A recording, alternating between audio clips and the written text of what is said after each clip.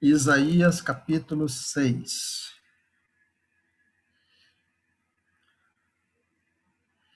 Livro de Isaías, capítulo 6.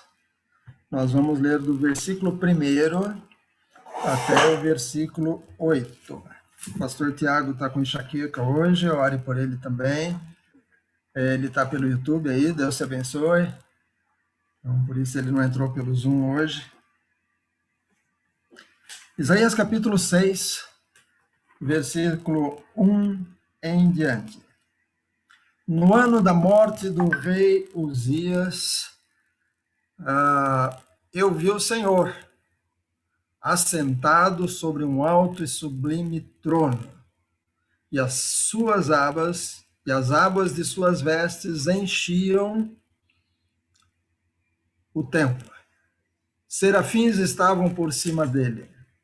Cada um tinha 6 asas, com 2 cobria o rosto, com 2 cobria os pés, com 2 voava, e clamavam uns para os outros, dizendo: Santo, Santo, Santo é o Senhor dos exércitos, toda a terra está cheia da sua glória. Os umbrais das portas se moveram com a voz do que clamava, e o templo se encheu de fumaça. Então eu disse: ai de mim, estou perdido, porque sou homem de lábios impuros e habito no meio de um povo de lábios impuros, e os meus olhos viram o Rei, o Senhor dos exércitos. Então um dos serafins voou para mim, trazendo na mão uma brasa viva, que havia tirado do altar com uma pinça. Com a brasa tocou a minha boca e disse: eis que esta brasa tocou os seus lábios, e a sua iniquidade foi tirada, e o seu pecado perdoado. Depois disto ouvi a voz do Senhor que dizia: a quem enviarei? E quem há de ir por nós? Eu respondi: eis-me aqui, envia-me a mim. Vou repetir o versículo 8. Depois disto ouvi a voz do Senhor que dizia: a quem enviarei? E quem há de ir por nós? Eu respondi: eis-me aqui, envia-me a mim. Vamos orar. Ó Deus, nós te agradecemos, Senhor, pela oportunidade de estarmos aqui para te cultuar, para te bendizer, para juntos, ó Deus, meditarmos na tua palavra.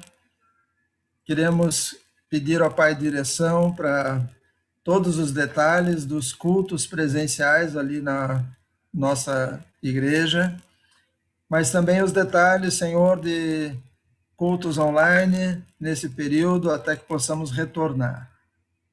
Obrigado a Deus pela participação dos irmãos que têm chegado cada semana, na terça, na quinta, no domingo, para estarmos juntos, ó Deus, mesmo que cada um em sua casa, mas estarmos juntos, ó Pai, para meditarmos a Tua palavra, para orarmos uns pelos outros, para crescermos juntos.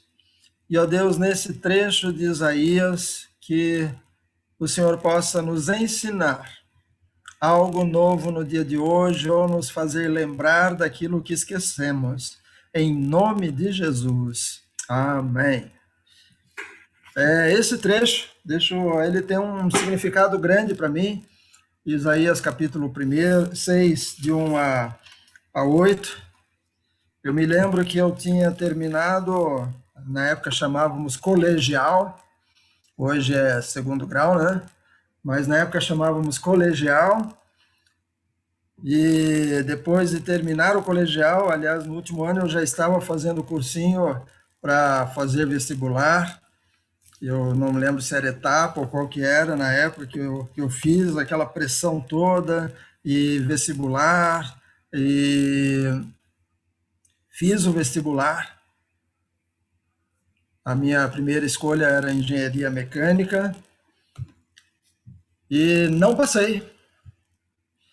Meu primeiro vestibular, não me lembro como é que chamava aquele vestibular agora, mas eu não passei. E eu já ia me preparar novamente para fazer vestibular no final do outro ano.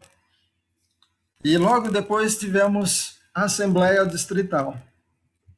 E na reunião que a gente chama Convenção dos Jovens, o pastor Aguiar pregou nesse livro aqui, pastor Lázaro Aguiar Valvassoura. Ele pregou nesse livro, no ano da morte do rei Uzias, eu vi o Senhor. E a ênfase dele naquele culto foi, muitas vezes, quando perdemos algo, é que conseguimos perceber o Senhor. E naquela noite, eu me lembro que eu fui ao altar, porque eu estava fugindo de ser pastor. Eu sou filho de pastor, e meu irmão é pastor também. Meu irmão já tinha se matriculado para o seminário, mas eu não queria fazer seminário. Mas naquela noite, eu fui ao altar e eu entreguei a minha vida dizendo: Deus, se o Senhor me quer como pastor, eu estou aqui. É interessante que o próprio pastor Aguiar também foi o pregador numa campanha lá na igreja de Santo André, Vila Guiomar, aonde uma família chegou para conhecer a igreja numa campanha. A campanha que a gente chamava na época era quinta, sexta, mensagem de salvação e santificação. Não era mensagem para ficar rico, coisa assim. Campanha que a gente falava era campanha mesmo, evangelística. Convidávamos parentes, convidávamos pessoas, propaganda e tudo mais. E os cultos, os louvores, tudo era feito para salvação e santificação. Que os não crentes buscassem o Senhor e que os crentes se consagrassem ao Senhor. E aí, lá na igreja de Vila Guiomar, chegou a dona Luizete, a Lúcia, adolescente ainda, e a Luciana. E na mensagem do pastor Aguiar, elas entregaram a vida para Jesus. E o pastor Aguiar depois foi meu pastor também. Então, no ano da morte do rei Uzias, eu vi o Senhor. Se você olhar depois lá em Mateus capítulo 6, versículo 21, Jesus disse: onde estiver o teu tesouro, aí está o seu coração. Eu vou repetir: aonde estiver o seu tesouro, aí estará também o seu coração. Sabe quando tem alguma coisa que é tão importante para nós? Luiz, não está funcionando, só uma tela que está entrando, não consegui mudar a tela hoje. Só tem um jeito, um momentinho só. Vamos ver se muda. É que está dando um pouquinho de confusão com as duas telas. Deixa eu tentar novamente aqui. Talvez funcione agora. Mas então, aonde estiver o teu tesouro, aí também estará o teu coração. Não tem como evitar isso.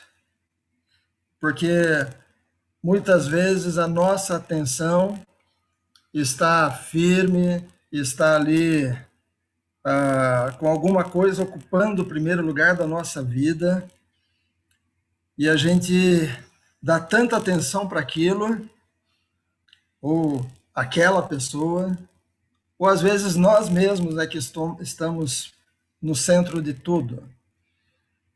No caso do Isaías, esse rei Uzias estava no trono. Alguns dizem que eles eram parentes, mas o rei Uzias estava no trono e Isaías estava lá no palácio. Esse rei Uzias tem mais informações lá em 2 Crônica, capítulo 26. 2 Crônicas, capítulo 26, versículo 1 a 8. 2 Crônicas 26, do 1 até o 8. Diz o seguinte: todo o povo de Judá tomou Uzias, que tinha 16 anos de idade, e o constituiu rei em lugar de Amazias. Então, esse rei Uzias começou a reinar com apenas 16 anos, um adolescente. Uzias tinha 16 anos de idade quando começou a reinar e reinou 52 anos em Jerusalém. A mãe dele se chamava Jecolias e era de Jerusalém. Ele fez o que era reto aos olhos do Senhor, segundo tudo que Amazias, seu pai, havia feito. Propôs-se buscar a Deus nos dias de Zacarias, que era sábio nas visões de Deus. Enquanto Uzias buscou o Senhor, Deus o fez prosperar. Ele foi e guerreou contra os filisteus, destruiu as muralhas de Gate, de Jabiné e de Asdod, construiu cidades no território de Asdod e entre os filisteus. Deus o ajudou contra os filisteus, contra os árabes que moravam em Gur-Baal e contra os meunitas. Os amonitas pagavam tributos a Uzias, que chegou a ser tão poderoso, note bem, ele chegou a ser tão poderoso que a sua fama se espalhou até a entrada do Egito. A fama do rei Uzias era tão grande que se espalhou até a entrada do Egito. Aí a gente chega ali no versículo 15. Em Jerusalém, ele fabricou máquinas inventadas por homens peritos, que foram colocadas nas torres e nos cantos das muralhas para atirarem flechas grandes e pedras. Olha, equipamento de guerra, que atiravam não flechinhas normais como os arqueiros, mas flechas grandes e grandes pedras. A fama de Uzias se espalhou até muito longe, porque ele foi maravilhosamente ajudado, até se tornar muito poderoso. Uzias se tornou muito poderoso. E o Isaías estava lá. O Isaías estava no palácio. Talvez Isaías acordava e dormia ajudando o rei Uzias. Talvez o Isaías almoçava junto, jantava junto, e era toda aquela segurança, mas tudo aquilo trazia para Isaías segurança. Alguns tronos nos trazem segurança e a gente acaba se acostumando com aquilo. A gente acaba achando que aquilo é o máximo, é o que Deus tem para mim, é o que Deus preparou para mim. E às vezes aquilo acaba ocupando um lugar que não deveria ocupar. Uzias se tornou famoso. Mas ali no versículo 16, ainda do capítulo 26 de 2 Crônicas, diz: mas depois que Uzias se tornou poderoso, o coração dele se exaltou para a sua própria ruína. Ele cometeu uma transgressão contra o Senhor, seu Deus, pois entrou no templo do Senhor para queimar incenso no altar do incenso. Porém, o sacerdote Azarias entrou atrás dele, acompanhado de 80 sacerdotes do Senhor, homens da maior firmeza. Eles enfrentaram o rei Uzias e lhe disseram: não compete a você, Uzias, queimar incenso diante do Senhor, mas aos sacerdotes, filhos de Arão, que são consagrados para esse serviço. Saia do santuário, porque você cometeu uma transgressão. Isso não lhe trará honra da parte do Senhor, Senhor Deus. Uzias se achou tão importante que ele já começou até a fazer coisas que não era permitido que ele fizesse. Às vezes quem está no trono acaba se achando tão importante, às vezes é uma pessoa que começou embaixo na empresa e foi crescendo, e de repente virou alguém importante na empresa, e às vezes aquilo sobe para a cabeça e acaba agindo de forma errada, ao invés de manter a humildade, ao invés de manter a simplicidade. Meu irmão Samuel, quando ele ainda era estudante de direito, ele foi trabalhar numa livraria perto da PUC. Foi o primeiro emprego dele. E o primeiro dia ele voltou bravo para casa dizendo que não iria mais, porque ele achou que ele ia ser vendedor de livros na livraria ao lado da faculdade onde ele fazia direito. Só que ele chegou lá e o dono da livraria deu uma vassoura para ele varrer a livraria. E os colegas de classe entravam na livraria para comprar material, os outros alunos da faculdade, e ele se sentiu ali humilhado. E ele voltou para casa dizendo ao meu pai: não volto mais lá. E meu pai disse: vai voltar sim, você vai trabalhar lá, para que um dia, quando você estiver numa outra posição, você vai saber dar valor a todos que estão realizando tarefas ao seu lado. Ainda hoje, ele é reconhecido por pessoas lá no trabalho dele, porque ele conversa com as faxineiras, conversa com o pessoal lá da onde ele trabalha, mas algumas pessoas perdem essa noção. O Uzias, que começou com 16 e foi reinou 52 anos, lá na frente ele já estava se achando tão importante, afinal de contas, até lá no Egito falavam dele, por toda parte falavam dele, e aí ele resolve entrar no templo, mas só os sacerdotes podiam entrar lá para queimar incenso.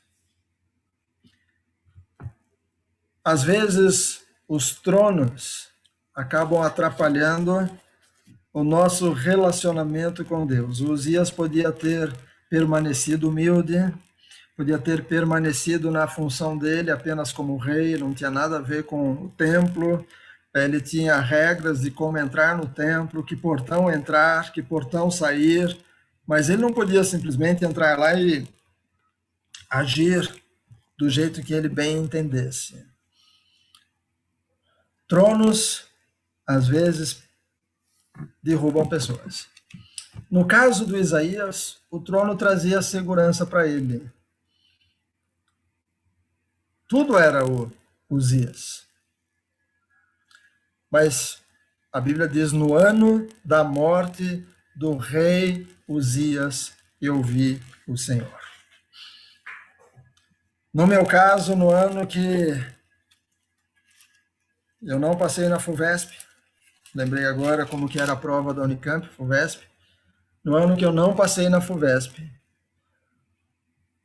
eu percebi que Deus tinha algo diferente para mim.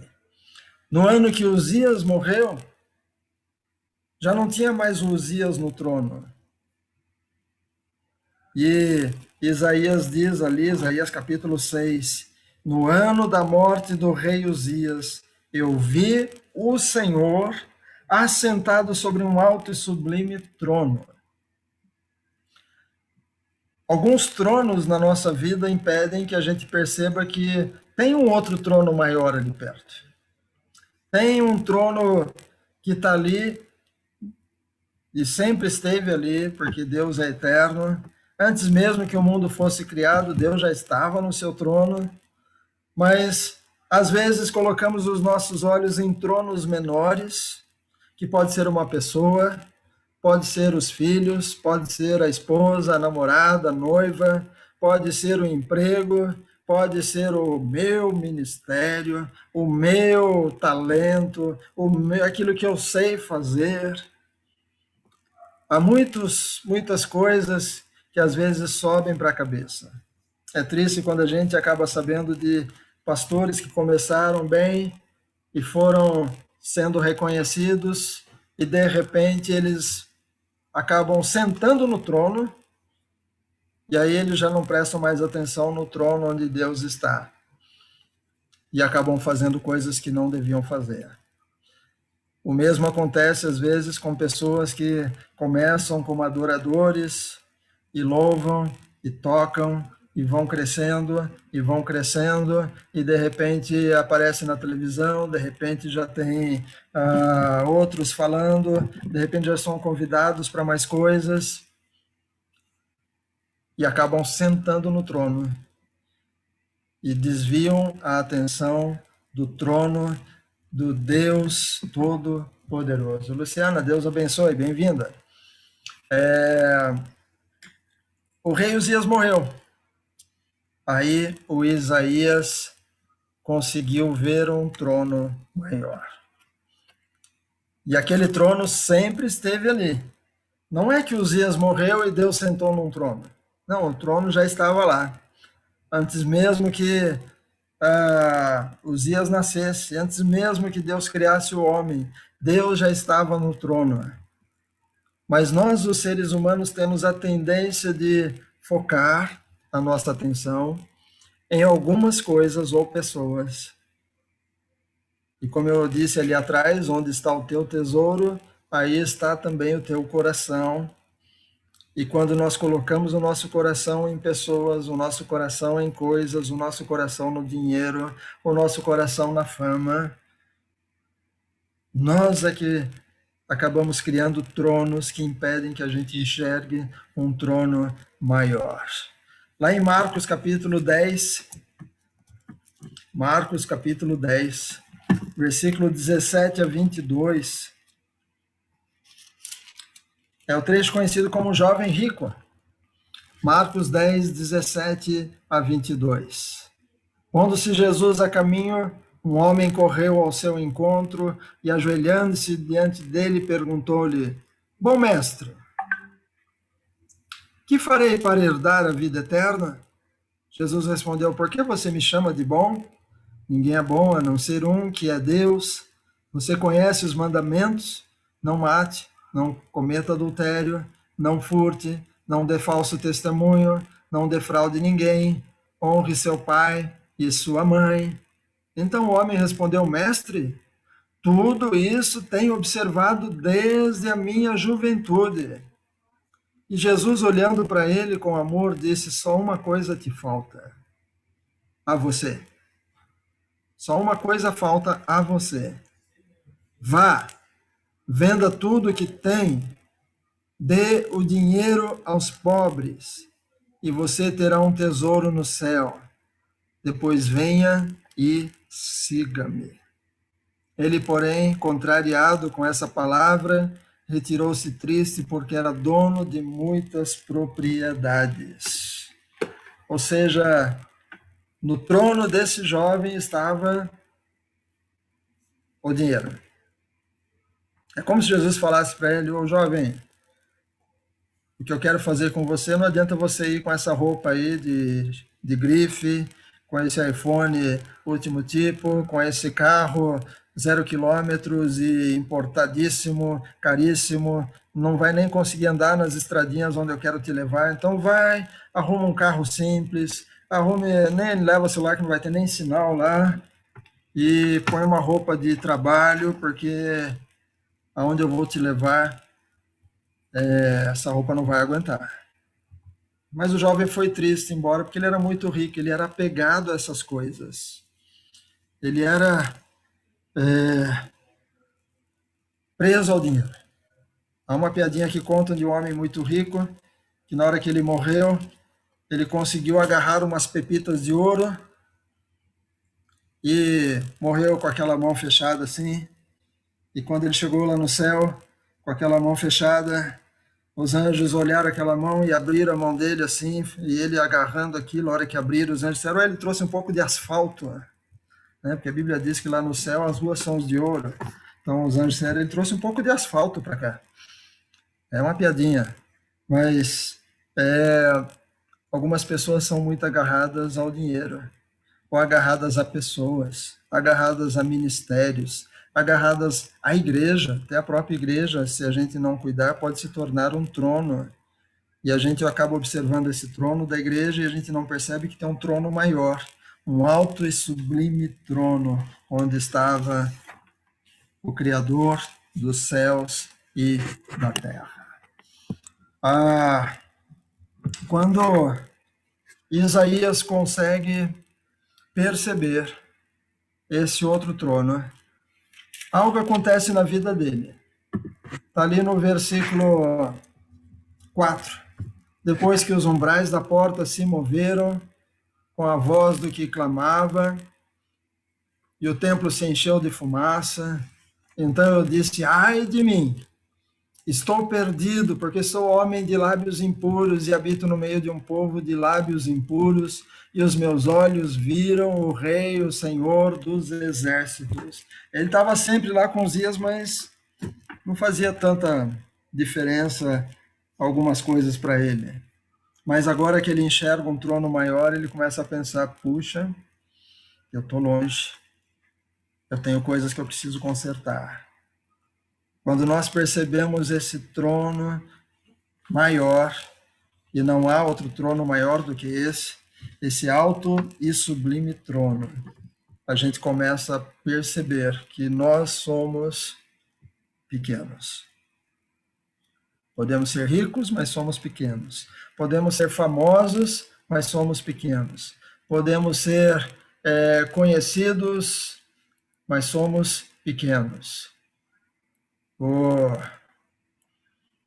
Isaías entendeu que ele tinha algumas coisas nos seus lábios que não condiziam com aquele que estava no trono. E as pessoas com quem ele vivia também tinham atitudes que não condiziam com aquele que estava no trono.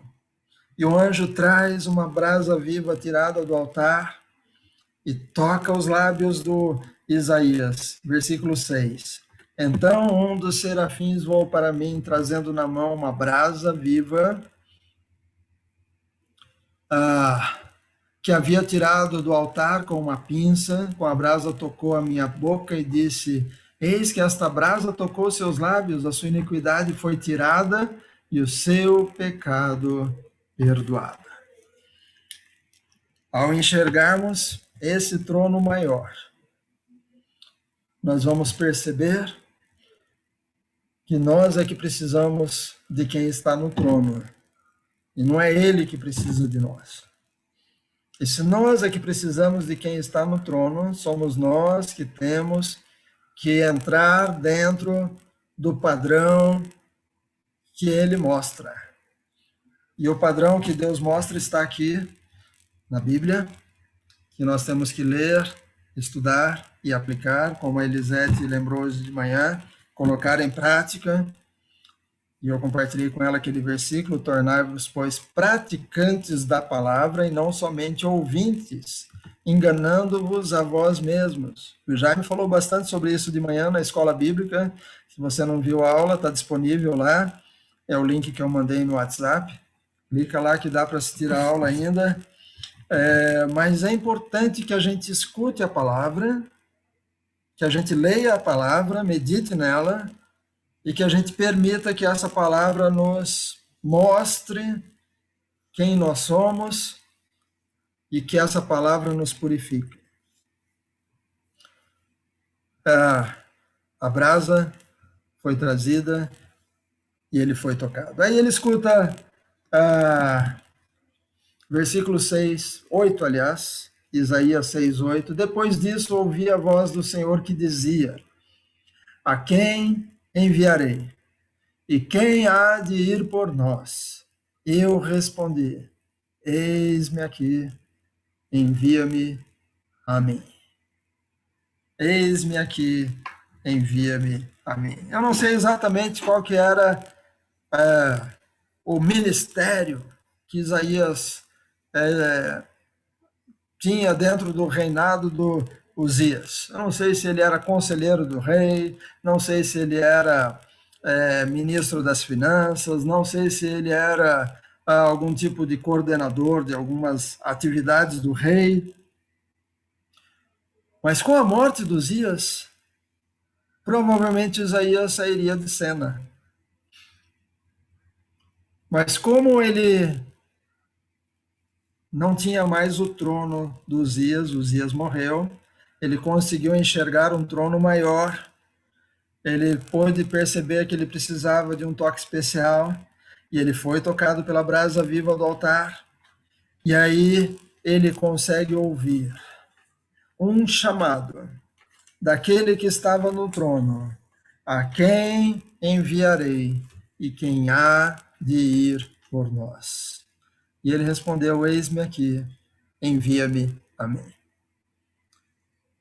Nesse momento, o Isaías, por ter aceito este convite do que estava no trono, o Isaías deixou de ser apenas um homem que talvez ficaria naquela época lá, para ser alguém que começou a realizar um ministério para Deus que é eficiente até hoje. Nós estamos aqui meditando no livro de Isaías.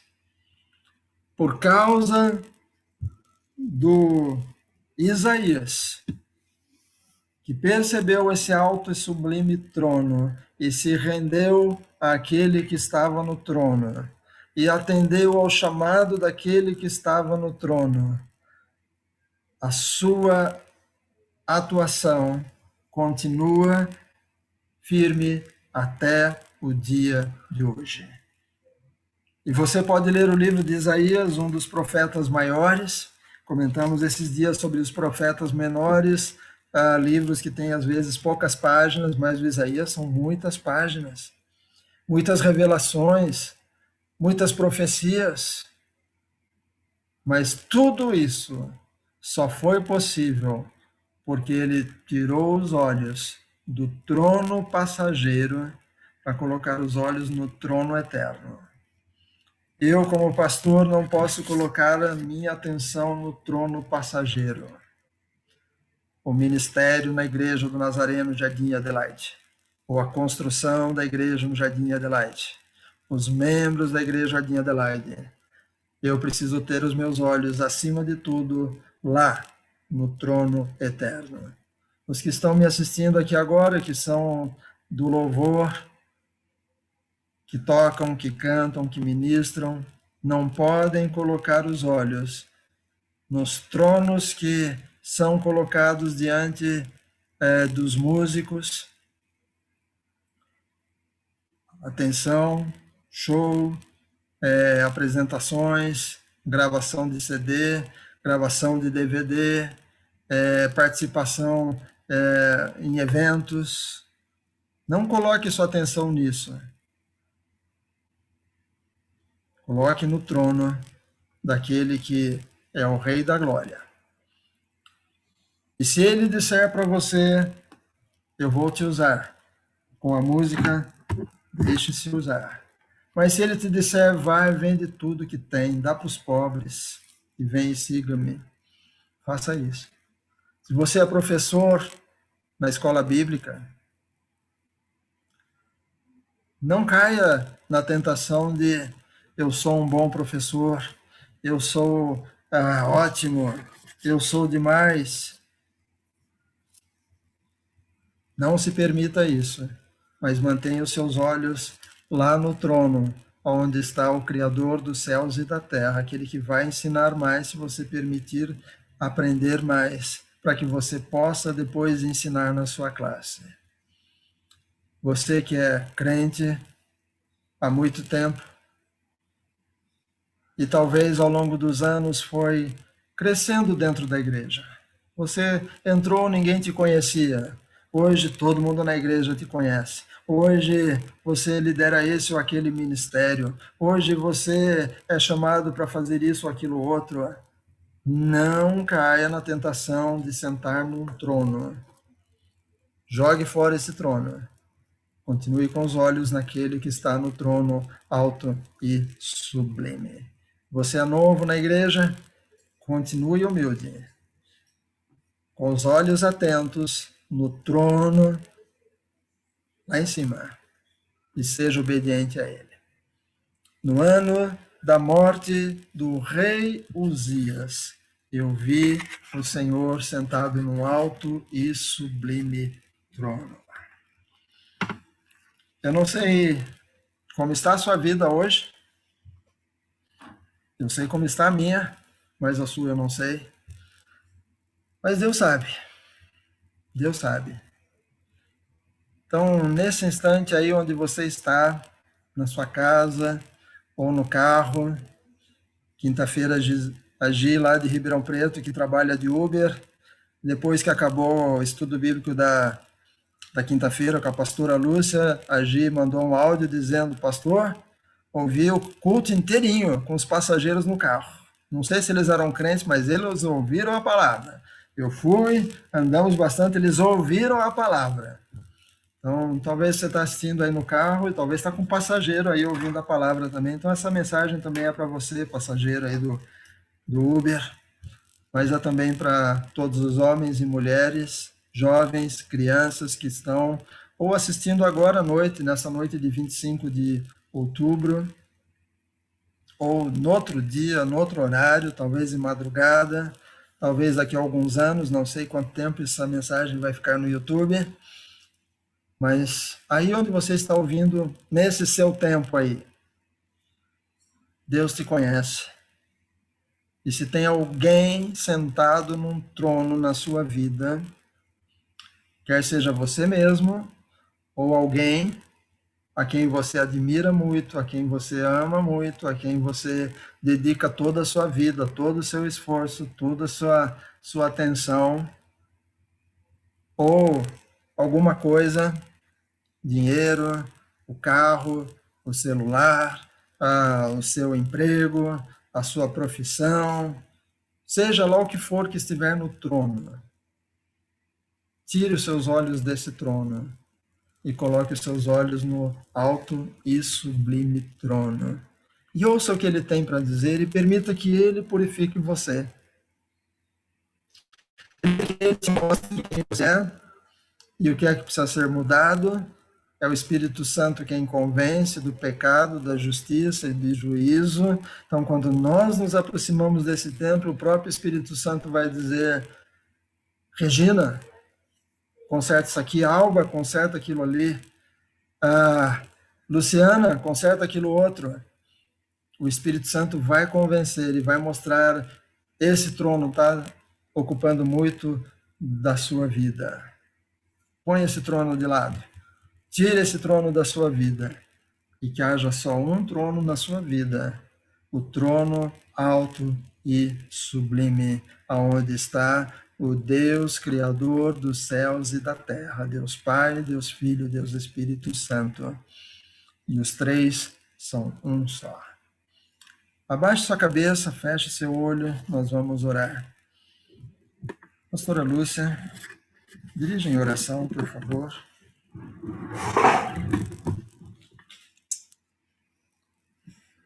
Deus, obrigada por essa palavra. Pai, muitas vezes nós construímos castelos de areia, e colocamos tronos nesses castelos. E nós nos julgamos donos da verdade, senhores do saber, nós nos julgamos que temos toda a razão, mas, Pai, nós queremos nessa noite pedir perdão.